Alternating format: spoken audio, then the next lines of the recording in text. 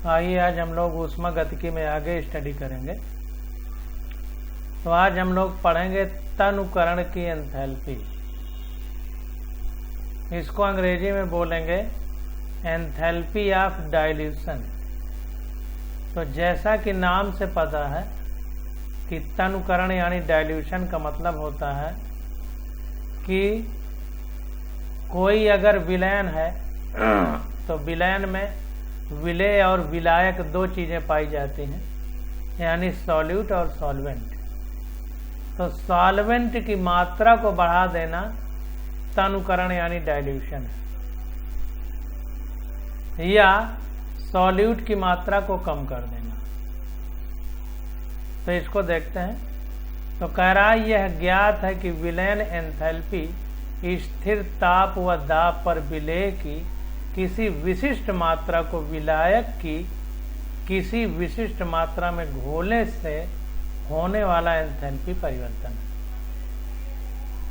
तो कह रहा है कि जो हमारा विलयन की एंथैल्पी है, एंथैल्पी ऑफ सॉल्यूशन जो ये है, तो वो कुछ कंडीशन है जिनको हम लोग फॉलो करके काम करेंगे। जैसे कह रहा है स्थिर ताप व दाब पर विलेय की किसी विशिष्ट मात्रा को, विलेय की किसी विशिष्ट मात्रा को विलायक की किसी विशिष्ट मात्रा में घोलने से होने वाला एंथैल्पी परिवर्तन होता है।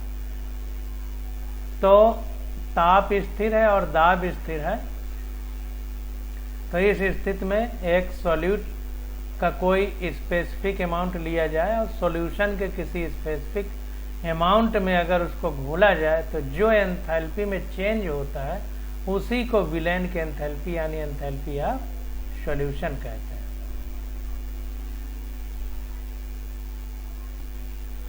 तो अब देखते हैं आगे। कह रहा है यह कथन थोड़े से संशोधन के बाद किसी भी विलायक के लिए लागू किया जा सकता है। तो अगर इसमें थोड़ा सा सुधार कर दिया जाए तो किसी भी विलायक के लिए लागू हो सकता है। तो कह रहा है कि गैसीय हाइड्रोजन के 10 ml को 10 ml जल में घोलने से होने वाला एंथैल्पी परिवर्तन निम्नलिखित समीकरण द्वारा लिखा जा सकता है। तो 10 ml हाइड्रोजन को जो गैसीय अवस्था में है 10 ml पानी में घोला जा रहा है। तो कह रहा है कि इसका जो समीकरण वो हम इस तरह लिख सकते हैं। तो सुविधा के लिए हम जल को एक्वस से प्रदर्शित करते हैं। तो एक्वस जैसा हमने आपको बताया था कि जलीय विलयन, तो जल के लिए हम एक्वस को का इस्तेमाल करते हैं। तो इसको थोड़ा ध्यान दीजिए।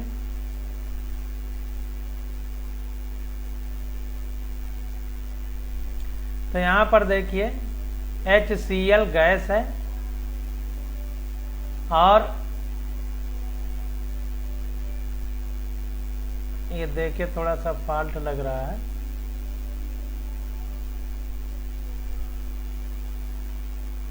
यहाँ पर HCl गैस है, यहाँ पर हाइड्रोजन कह रहा है, यहाँ पर अभी कुछ क्लियर नहीं, इसको इंग्लिश वाली बुक में देखते हैं। तो यहाँ पर देखिए गैसीय हाइड्रोजन नहीं, गैसीय हाइड्रोजन क्लोराइड यहाँ लिखना चाहिए। हाइड्रोजन क्लोराइड के 10 ml को 10 मोल को 10 मोल जल में घोलने से होने वाले एंथैल्पी परिवर्तन को निम्नलिखित समीकरण द्वारा लिखा जा सकता है। तो यहाँ पर गैसीय हाइड्रोजन के आगे गैसीय हाइड्रोजन क्लोराइड के 10 मोल को लिखना चाहिए। तो ये HCl गैस है, इसके 10 मोल लिए जा रहे हैं और पानी के 10 मोल में घोला जा रहा है, इसलिए 10 एक्वस लिखा है। 10 एक्वस लिखा हुआ है। तो इसको ध्यान दीजिए, यहाँ पर हाइड्रोजन क्लोराइड होना चाहिए।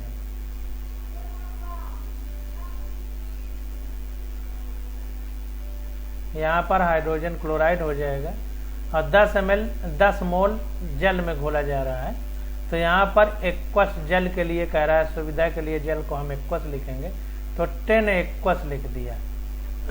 जब यहाँ पर 10 एक्वस हो गया और HCl गैस के साथ मिलाया गया तो HCl 10 एक्वस लिखा है। देखिए कि जो 10 मोल हमने वो लिया है पानी, उसी के साथ ये HCl गैस का विलयन बन गया है।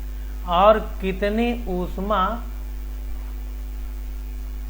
बाहर निकली, कितनी ऊष्मा बाहर निकली तो वो है 69.01 किलो जूल प्रति मोल। ये ऊष्मा बाहर निकली।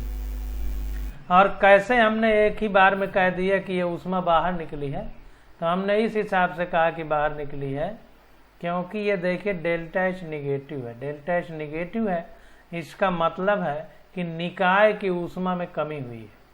जब निकाय की ऊष्मा में कमी हुई तो गई कहाँ, परिवेश में चली गई। तो इसीलिए हमने कहा कि इतनी ऊष्मा निकली है।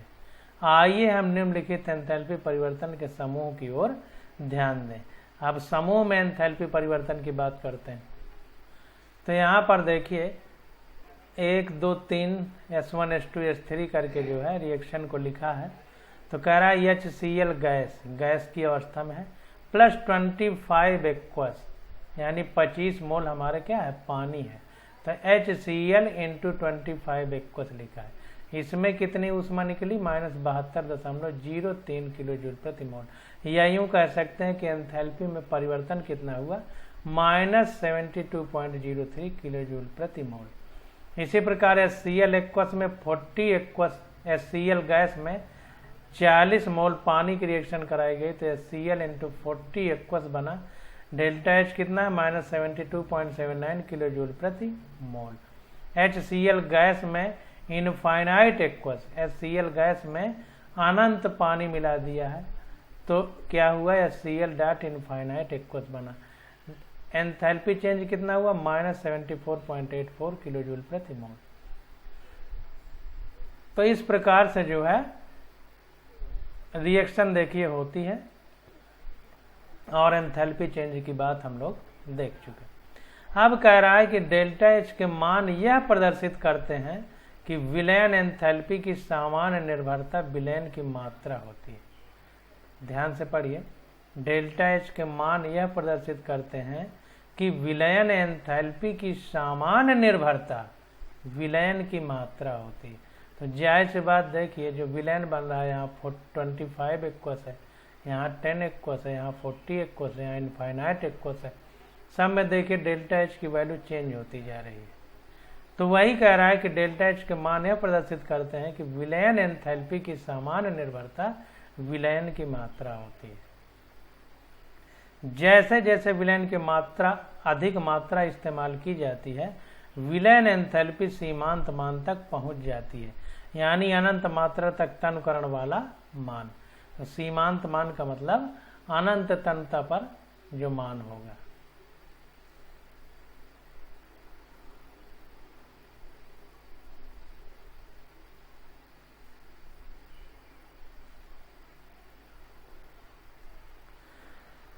अब देखिए बता रहा है कि हम पानी की मात्रा देखिए बढ़ाते जा रहे हैं, पानी के मोलों की संख्या, तो ये एंथैल्पी चेंज बदलता जा रहा है, यानी बढ़ता जा रहा है कह सकते हैं। तो वही कह रहा है कि हाइड्रोक्लोरिक अम्ल के लिए यह उपरोक्त समीकरण H3 में दिया गया डेल्टा एच का मान है हाइड्रोक्लोरिक एसिड के लिए। तो H3 में देखिए पानी अनंत है, यानी अनंत मोल है पानी के, यानी इनफाइनाइट एक्वस लिखा गया है। तो वही कह रहा है कि हाइड्रोक्लोरिक अम्ल के लिए यह उपरोक्त समीकरण H3 में दिया गया डेल्टा एच का मान है। हाइड्रोक्लोरिक एसिड की बात करें, जो HCl हमारा अम्ल होता है पानी के साथ। अब देखिए कह रहा है कि यदि हम दूसरे समीकरण H2 में से पहला समीकरण H1 घटा दें तो हमें प्राप्त होता है। तो देखिए ये H1 समीकरण है और ये H2, तो H1 में H2 को घटा दें तो हमें क्या प्राप्त होगा, ये वाला उल्टा हो जाएगा। तो ये इधर से इसको उल्टा कर देंगे तो देखते हैं क्या होता है। तो यदि हम दूसरे समीकरण में से पहला समीकरण घटा दें तो क्या होगा, तो इसको देखते हैं। दूसरे में पहला घटाना है,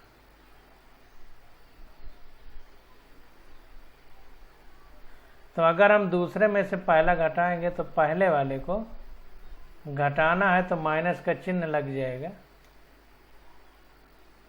इसमें, पहले वाले में। दूसरे में पहला घटाना है तो इसमें माइनस का साइन लग जाएगा, सब जगह माइनस का साइन लग जाएगा। तो ये माइनस प्लस वाले कट जाएंगे इससे आएगा तो 15 21 आ जाएगा,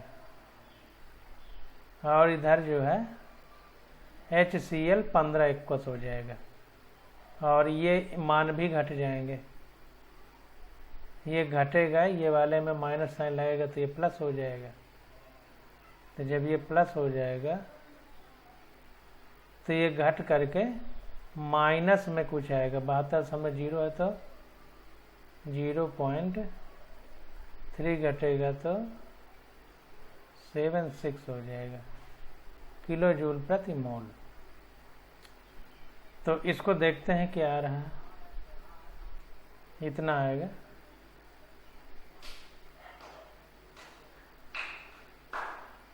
ये इतना आ जाएगा, तो इसको देख लेते हैं हिंदी वाली बुक में कैसे लिखा गया है।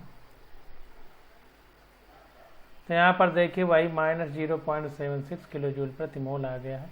डेल्टा H को घटाया, यहाँ पर HCl 25 एक्वस प्लस 15 एक्वस से बन गया HCl 40 एक्वस।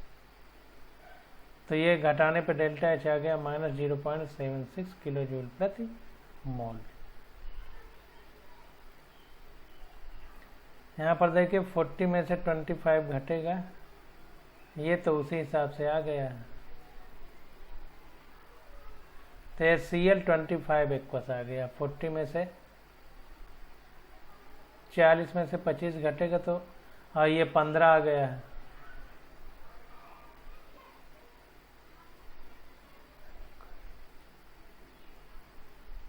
HCl 25 एक्वस, अच्छा इसको उल्टा कर दिया है, उल्टा भी कर सकते हैं, इसको उल्टा कर देंगे तो HCl 25 एक्वस और ये HCl गैस कट जाएगा, तो HCl 25 एक्वस और प्लस जो है ये देखिए 15 एक्वस हो जाएगा। 40 में 25 घटेगा तो 15 एक्वस आ जाएगा, और इधर ये HCl 40 एक्वस रहेगा। करके देख लीजिए, इतने आएगा। तो डेल्टा H आ गया -0.76 किलो जूल प्रति मोल। तो डेल्टा H का यह मान -0.76 किलो जूल प्रति मोल कह रहा है तनुकरण की एंथैल्पी है। यह वो ऊष्मा है जो विलयन में और अधिक विलायक मिलाने पर वातावरण से ली जाती है, वातावरण से ली जाती है। विलयन के तनुकरण की एंथैल्पी विलयन की मूल सांद्रता और मिलाई गई विलायक की मात्रा पर निर्भर करती है। अब देखिए जाहिर सी बात है कि ये माइनस का साइन आया है। माइनस का साइन का मतलब है कि जो हमारा निकाय है उसकी ऊष्मा में कमी आ रही है, माइनस का मतलब, तो जाहिर सी बात है कि निकाय को देना पड़ेगा। तो इसीलिए कह रहा है कि यह वो ऊष्मा है जो विलयन में और अधिक विलायक मिलाने पर वातावरण से ली जाती है, मतलब विलयन को गर्म करना पड़ेगा, ये कहने का मतलब। तो विलयन के तनुकरण की एंथैल्पी विलयन की मूल सांद्रता और मिलाई गई विलायक की सांद्रता पर निर्भर करती है। फिर से पढ़िए, विलयन के तनुकरण की एंथैल्पी विलयन की मूल सांद्रता और मिलाई गई विलायक की मात्रा पर निर्भर करती है। तो जाहिर सी बात है, यहाँ पर देखिए सांद्रता मतलब पानी की मात्रा बढ़ाते जा रहे हैं, तो एंथैल्पी में परिवर्तन भी बढ़ता जा रहा है। तो इसका मतलब जो विलायक है उसकी सांद्रता से प्रभावित है एंथैल्पी परिवर्तन। तो इसीलिए कह रहा है कि विलयन के तनुकरण की एंथैल्पी विलयन की मूल सांद्रता और मिलाई गई विलायक की सांद्रता पर निर्भर करती है।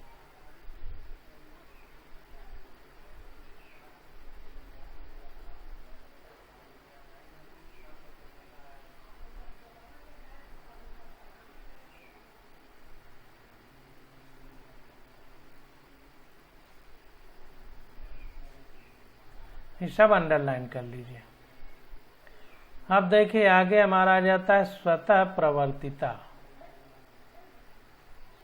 स्वतः प्रवर्तिता अगर देखें इसको इंग्लिश में, तो इंग्लिश में क्या कहेंगे? इंग्लिश में इसको बोलेंगे स्पॉन्टेनिटी।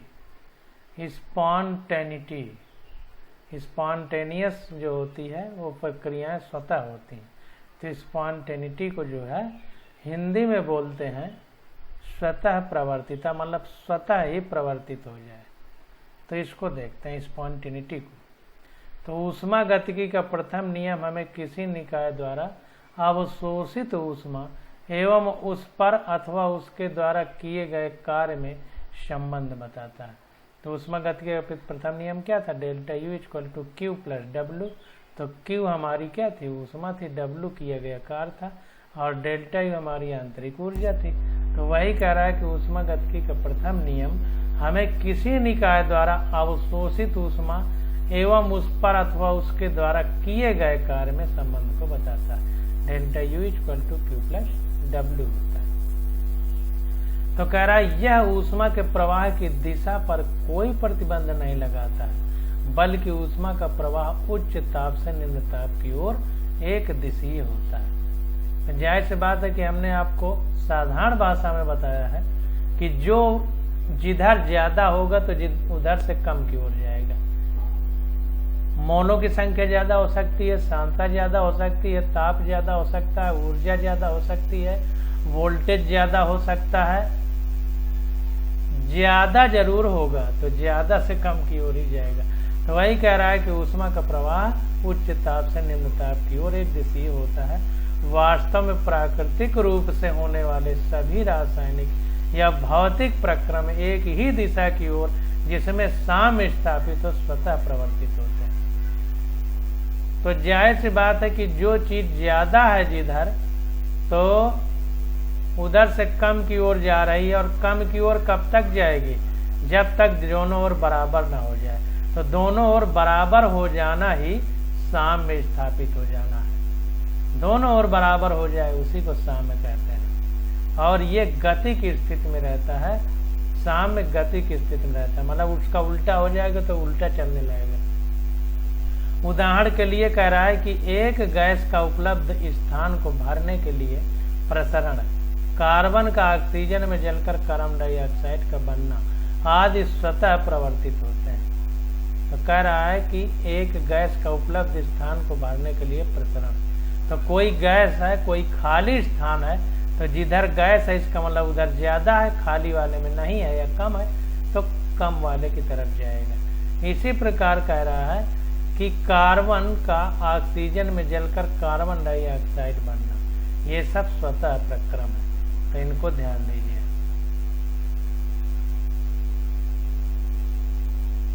अब देखिए आगे देखते हैं। कह रहा है परंतु ऊष्मा ठंडी वस्तु से गर्म वस्तु की ओर स्वतः नहीं बहेगी, क्योंकि ऊष्मा उच्च ताप से निम्न ताप की ओर जाती है। एक पात्र में रखी गैस किसी कोने में स्वतः संकुचित नहीं होगी। कि एक बर्तन में जैसे गैस सिलेंडर में गैस भरी है, ऐसा कभी नहीं हो सकता है कि एक किनारे पर वो संकुचित हो जाए, यानी वहां पर ज्यादा प्रेशर हो जाए, ऐसा कभी नहीं होगा। कार्बन डाइऑक्साइड स्वतः कार्बन और ऑक्सीजन में परिवर्तित नहीं होगी। तो कह रहा है कि कार्बन डाइऑक्साइड स्वतः कार्बन और ऑक्सीजन में परिवर्तित नहीं होगी। कार्बन को ऑक्सीजन में जलाने पे कार्बन डाइऑक्साइड बन जाएगा, लेकिन कार्बन डाइऑक्साइड स्वतः कार्बन और ऑक्सीजन में नहीं टूटेगी। इसी प्रकार के अन्य स्वतः प्रक्रम एक दिशीय परिवर्तन होते हैं। मतलब स्वतः प्रक्रम जो होते हैं वो एक दिशीय होते हैं। कहने का मतलब ये है कि एक दिशा में चल रहे हैं, उसके दूसरी दिशा में नहीं जा रहे हैं। जैसे कोई बंद पात्र में गैस अपने से सिकुड़ करके कहीं एक जगह ज्यादा प्रेशर नहीं हो सकता। कार्बन और ऑक्सीजन जल करके, कार्बन ऑक्सीजन में जल करके कार्बन डाइऑक्साइड बनाती है, लेकिन ऐसा नहीं होगा कि कार्बन डाइऑक्साइड टूट कर कार्बन और ऑक्सीजन बन जाए। स्वतः की बात हो रही है, बन सकती है लेकिन स्वतः नहीं। तो स्वतः प्रक्रम एक दिशीय परिवर्तन होते हैं। तो जो स्वतः प्रक्रम हो रहे हैं वो एक दिशा में होते हैं। अब उनको अगर विपरीत दिशा में चलाना है तो ऊर्जा या किसी अन्य माध्यम की आवश्यकता होती है। अब यह प्रश्न उठता है कि स्वतः होने वाले परिवर्तन के लिए प्रेरक बल यानी ड्राइविंग फोर्स क्या है। मतलब जो स्वतः प्रक्रम हो रहा है तो कहीं ना कहीं से कुछ बल मिल रहा है, उसी को ड्राइविंग फोर्स कह रहा है, उसी के द्वारा हो रहा है। अगर आप गिलास मेज में रखे हैं, उठा के नहीं ले जाएंगे तो कैसे चला जाएगा कहीं? इसका मतलब उठा के बल लगा के कहीं दूसरी जगह ले जा रहे हैं। तो कोई स्वतः भी हो रहा है तो कहीं ना कहीं उसमें बल लग रहा है। जैसे पृथ्वी चारों ओर घूम रही सूरज के, तो कहीं ना कहीं से एनर्जी उसको मिली थी। तो वही कह रहा है कि अब यह प्रश्न उठता है कि स्वतः होने वाले परिवर्तन के लिए प्रेरक बल यानी ड्राइविंग फोर्स क्या है? एक स्वतः प्रक्रम की दिशा कैसे निर्धारित होती है? इस खंड में हम इन प्रश्नों के लिए मापदंड निर्धारित करेंगे कि यह संभव हो सकते हैं या नहीं। तो ये संभव हो सकते हैं या नहीं, इसके लिए हम लोग मापदंड निर्धारित करेंगे। तो अब देखिए क्या कह रहा है। कह रहा है कि पहले हमें समझना चाहिए कि स्वतः प्रवर्तित प्रक्रम क्या है। आप सामान्य रूप से सोच सकते हैं कि स्वतः प्रवर्तित रासायनिक अभिक्रिया वो है जो अभिकारकों के संपर्क से तुरंत ही होने लगती है। ऐसा हम सोच सकते हैं कि अभिकारक जो है, जैसे Na और Cl है, तो मिलके NaCl बना लें, तो अभिकारक Na और Cl ये स्वतः परिवर्तित रासायनिक अभिक्रिया है। ऐसा हम सोच सकते हैं। हम ऑक्सीजन एवं हाइड्रोजन के संयोग की स्थिति को लेते हैं। इन गैसों को कमरे के ताप पर मिश्रित करके अनेक वर्षों तक बिना किसी उल्लेखनीय परिवर्तन के रखा जा सकता है। यद्यपि इनके मध्य अभिक्रिया हो रही है, परंतु बहुत ही धीमी गति से। इसे तब भी स्वतः प्रवर्तित अभिक्रिया ही कहते हैं। अतः स्वतः प्रवर्तित प्रक्रम का अर्थ है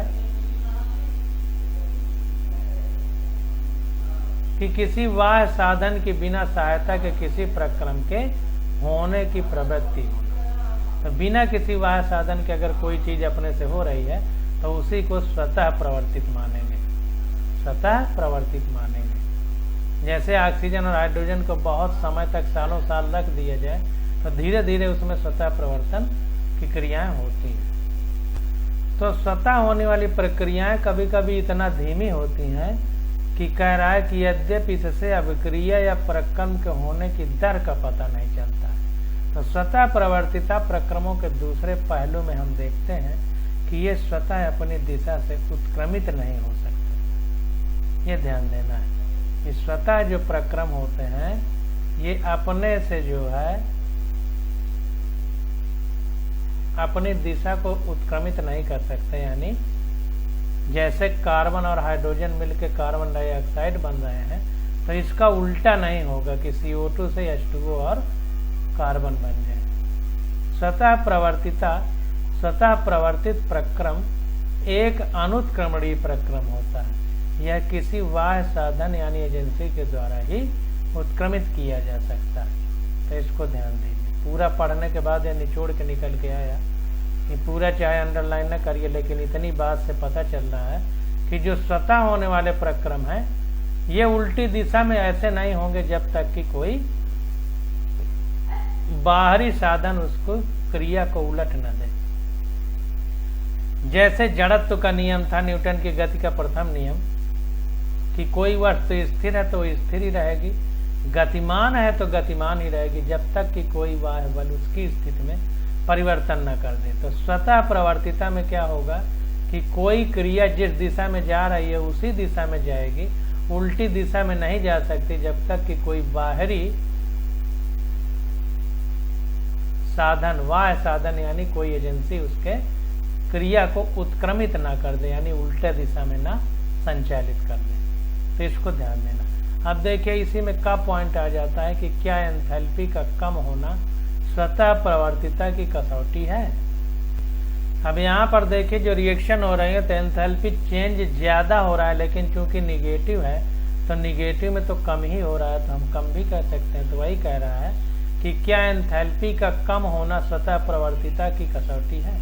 इसको देखते हैं। यदि हम ऐसी घटनाओं जैसे पहाड़ी से जल गिरने या जमीन पर पत्थर गिरने की प्रक्रियाओं पर विचार करें तो हम देखेंगे कि प्रक्रम की दिशा में निकाय की स्थितिज ऊर्जा में कमी होती है। अब जाहिर सी बात है कि कोई वस्तु स्थितिज ऊर्जा का फार्मूला क्या होता है? स्थितिज ऊर्जा W = होता है mgh। तो यच का मतलब ऊंचाई, तो जितनी ज़्यादा ऊंचाई होगी उतनी ज़्यादा स्थितिज ऊर्जा होगी। तो पहाड़ी से जल गिरने तो जमीन से पहाड़ी की ऊंचाई ज़्यादा है, तो जल गिरे या पत्थर, पहाड़ी की ऊंचाई ज़्यादा है, तो ऊपर से जब नीचे गिरेगा तो यच घटता जाएगा, तो उसकी स्थितिज ऊर्जा घटती जाएगी। तो वही कह रहा है कि यदि हम ऐसी घटनाओं जैसे पहाड़ी से जल गिरने या जमीन पर पत्थर गिरने की प्रक्रियाओं पर विचार करें, तब देखेंगे कि प्रक्रम की दिशा में निकाय की स्थितिज ऊर्जा में कमी आती है। जैसे जैसे वस्तु नीचे गिरेगी यच घटता जाएगा, इसका मतलब स्थितिज ऊर्जा में कमी आएगी। तो इस प्रकार हम कह सकते हैं कि एक रासायनिक अभिक्रिया उस दिशा में स्वतः प्रवर्तित होती है जिस दिशा में ऊर्जा में कमी हो, जैसा ऊष्माक्षेपी अभिक्रियाओं में होता है। तो जाहिर सी बात है कि रिएक्शन उस दिशा में आ रही है जिससे कि ऊर्जा में कमी हो, ये ऐसा बताया जा रहा है। तो हमने आपको बताया था साधारण भाषा में कि कोई भी चीज ज्यादा से कम की ओर चलती है, तो ज्यादा से कम की ओर क्या, ऊर्जा ज्यादा से कम की ओर हो गई।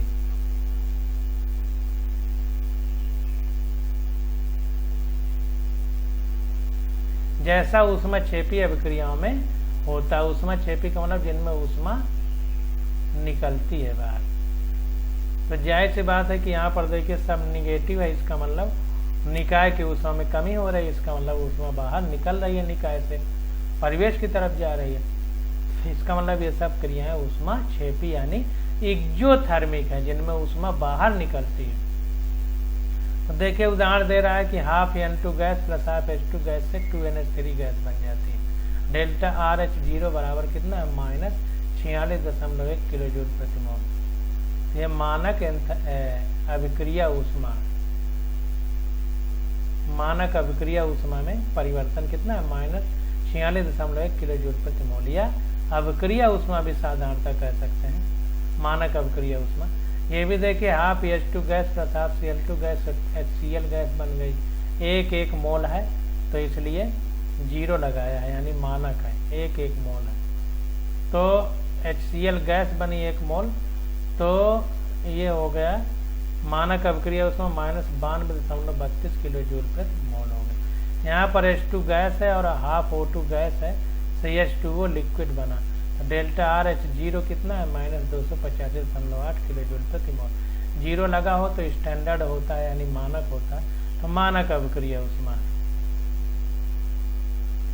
अब देखें यहाँ पर नीचे कह रहा है कि किसी भी ऊष्माक्षेपी अभिक्रिया के लिए, मतलब जिसमें ऊष्मा अभी निकाय से परिवेश में जाए, निकाय से परिवेश में जाए, तो वही कह रहा है कि किसी भी ऊष्माक्षेपी अभिक्रिया के लिए अभिकारकों से उत्पादों के बनने पर एंथैल्पी में आई कमी को एक एंथैल्पी आरेख से दर्शाया जा सकता है। तो अभिकारक से जो है जो उत्पाद बनना है, तो देखिए माइनस साइन लगा है, यानी एंथैल्पी में कमी आई है, तो उसका आरेख नीचे दिया गया है।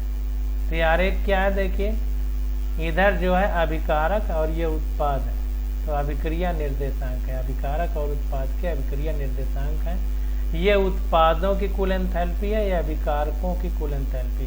तो अभिकारक यानी रिएक्टेंट जो है उनकी कुल एंथैल्पी देखिए ज़्यादा है HR, और उत्पादों की कुल एंथैल्पी देखिए HP, P का मतलब प्रोडक्ट, R का मतलब रिएक्टेंट यानी अभिकारक। तो इनकी एंथैल्पी देखिए ज़्यादा है, इनकी कम है। ये नीचे दिखाया गया है इस रेखा में, ये ऊपर वाले का मतलब ज़्यादा है, नीचे वाले का मतलब कम है। तो ये देखिए कम है, अभिकारकों की एंथैल्पी ज़्यादा है, उत्पाद की एंथैल्पी कम है, और दोनों में परिवर्तन यानी अंतर कितना है, डेल्टा RH, अभिक्रिया ऊष्मा जिसको कह रहा है। तो अभिकारक और उत्पाद है अभिक्रिया निर्देशांक। ये इस प्रकार से जो है ये हमारा ये अभिकारक है, ये उत्पाद है, उत्पाद में डेल्टा RH मतलब कितना चेंज हुआ। तो ऊष्माक्षेपी की अभिक्रिया के लिए एंथैल्पी आरेख इस तरह बनाया गया। अब देखिए क्या कह रहा है, अब तक प्राप्त प्रमाणों के आधार पर हम यह अवधारणा बना सकते हैं कि किसी रासायनिक अभिक्रिया के लिए एंथैल्पी में आई कमी उसका प्रेरक बल ड्राइविंग फोर्स है। तो अभी तक जो हमने पढ़ा, तो जैसे हमारा फिजिक्स में होता था कि कोई वस्तु स्थिर है तो स्थिर ही रहेगी, कोई वस्तु गतिमान है तो गतिमान ही रहेगी, जब तक कोई वस्तु उसकी स्थिति में परिवर्तन न कर दे। तो इसी प्रकार अगर अभिक्रिया को देखा जाए तो स्वतः होने वाली अभिक्रियाएं जिस दिशा में जा रही हैं वो जाएंगी।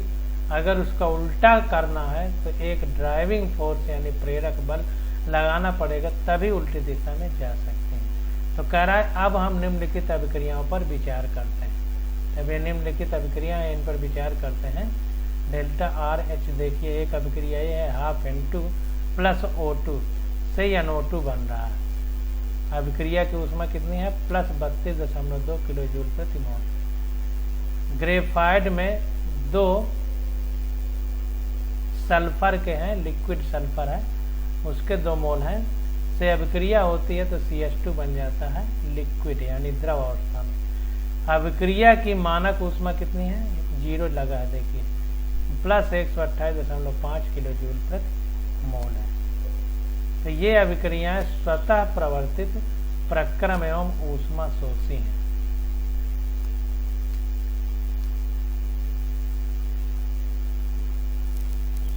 तो देखिए ये अभिक्रिया और ये अभिक्रिया,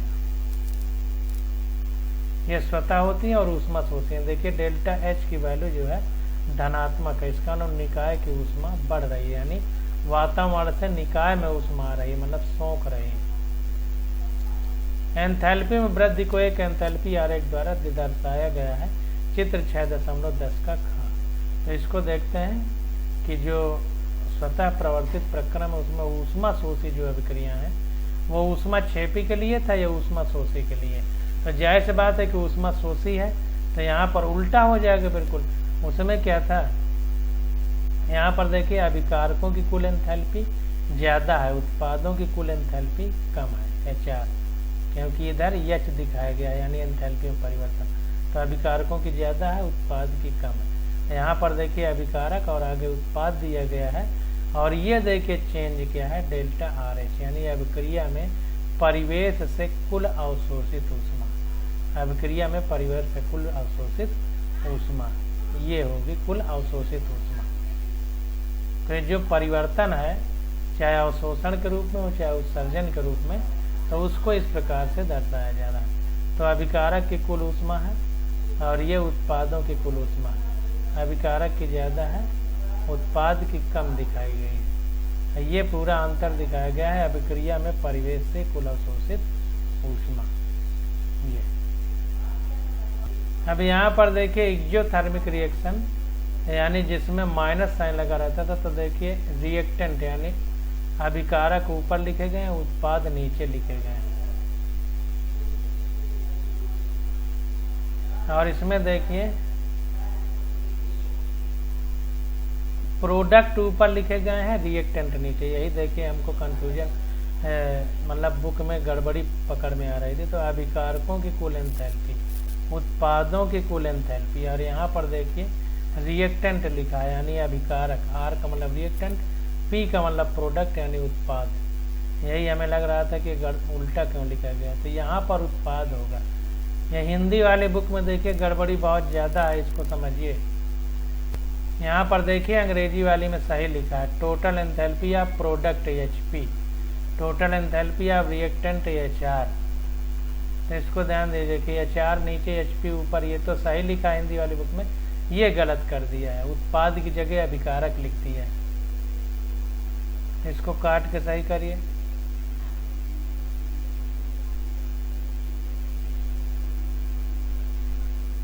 ये उत्पाद होगा, ये अभिकारक होगा।